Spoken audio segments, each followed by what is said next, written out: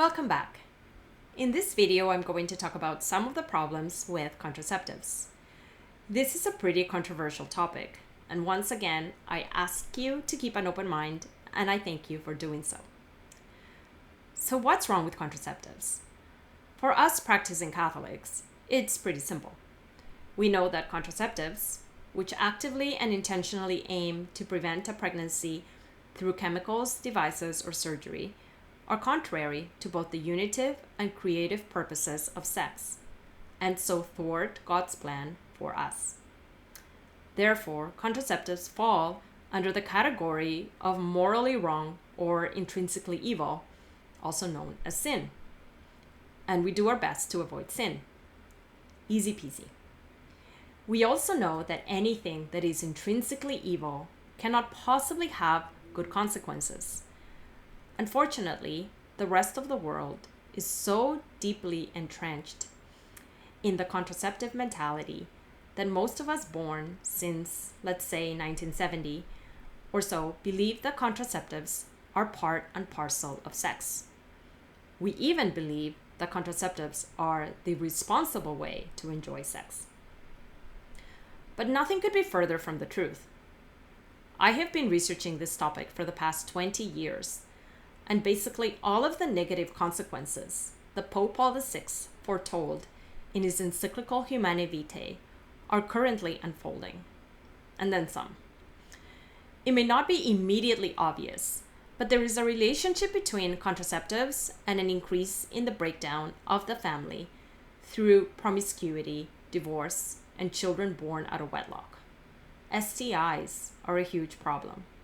Pornography has skyrocketed. There is an increasing resistance to both marriage and children. At best, people are afraid to commit and to have kids. At worst, babies are aborted if not convenient or wanted. There are countries such as China and India who have forced contraceptives, sterilization, and even forced abortion on their people as a means for population control. If you have any questions, about any of the things that I've just said, let me know, and I would be happy to engage in a conversation or send you more information about all the points that I've just mentioned. There's also the negative effect of contraceptives on women's health. It is well documented that contraceptives have an adverse physical and psychological effect on women. Let's go over a few of them. Some effects are minor, such as weight gain, nausea, headaches, bloating, general irritability, loss of sex drive, and mouth ulcers. They don't sound so minor to me. Others are even more serious and life-threatening. For example, there are confirmed links between contraceptive use and breast cancer and depression, especially if women start using them during adolescence, which happens quite often. And also the formation of blood clots, which in some cases have proved fatal. There are some lawsuits pending. Contraceptives also diminish fertility in the long run, so they are in part to blame for the increased incidence of infertility. To give you an example, there is a scientist, Dr. Eric Odeblad, who discovered that the contraceptive pill has an aging effect on the cervix. So 1 year for every year that the pill is taken, significantly reducing the woman's fertility. This means that if you start taking the pill at 18 and get off it at 28 to try to start a family, which is extremely common, the cervix of this person is now that of a 38-year-old woman. On a positive note, a pregnancy rejuvenates the cervix by 2 to 3 years. The pill also works as an abortifacient, which means that it's an agent of abortion. This is because the hormonal pill works in 3 main ways. First, it thickens the cervical mucus, turning it into infertile mucus. Second, it prevents ovulation. And third, it prevents implantation. This means that if conception does occur, because there is an error rate associated with each of its functions, Then the pill would prevent the implantation of a new embryo by thinning out the lining of the uterus where the embryo would attach itself, and so the embryo would be flushed out of its mother's body. This is in effect an early abortion.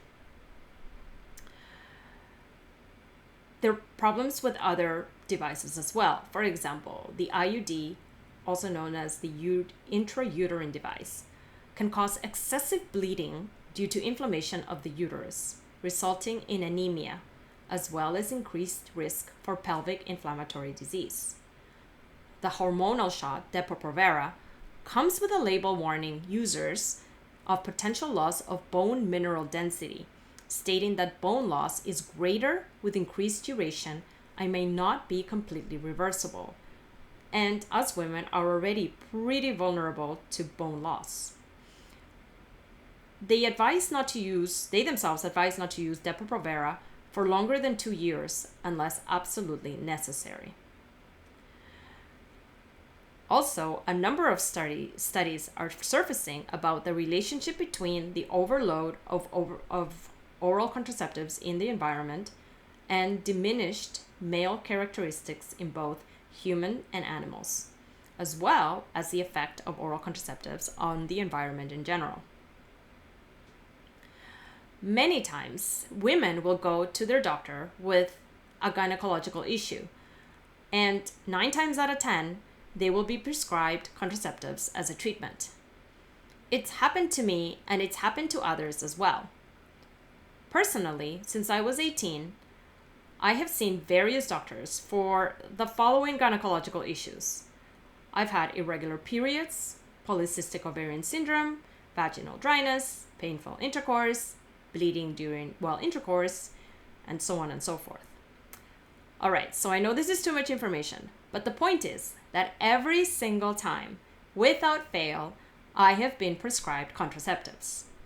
How can that be?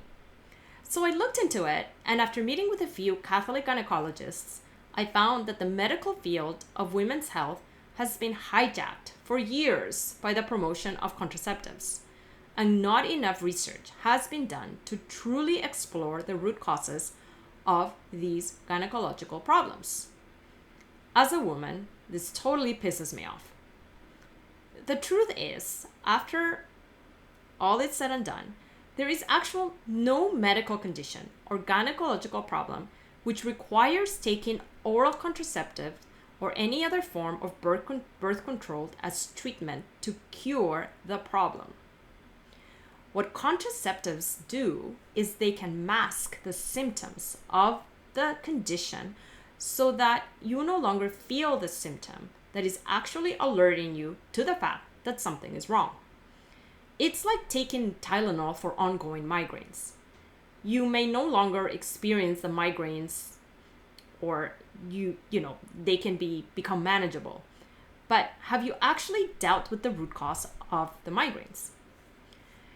If you are sick, then yes, let's get the medication that we need and deal with the side effects, provided they are not life-threatening. Trust me, I'm not anti-drug when it's needed, and neither is the church. But to risk our health and expose ourselves to all the side effects mentioned above and then some, in order to control something that can be managed naturally, makes no sense to me. Thankfully, through the world of NFP, I have met some wonderful, well-informed doctors who have helped me to take better care of my health, and I invite you to do the same. Don't sacrifice your health and your marriage when we have a much better alternative. By the way, I have studies to back up all that I'm telling you, so if you're looking for actual data, send me an email and I will share the studies with you. It turns out that when you separate sex from its natural ends, that is, babies and bonding, many things fall out of order.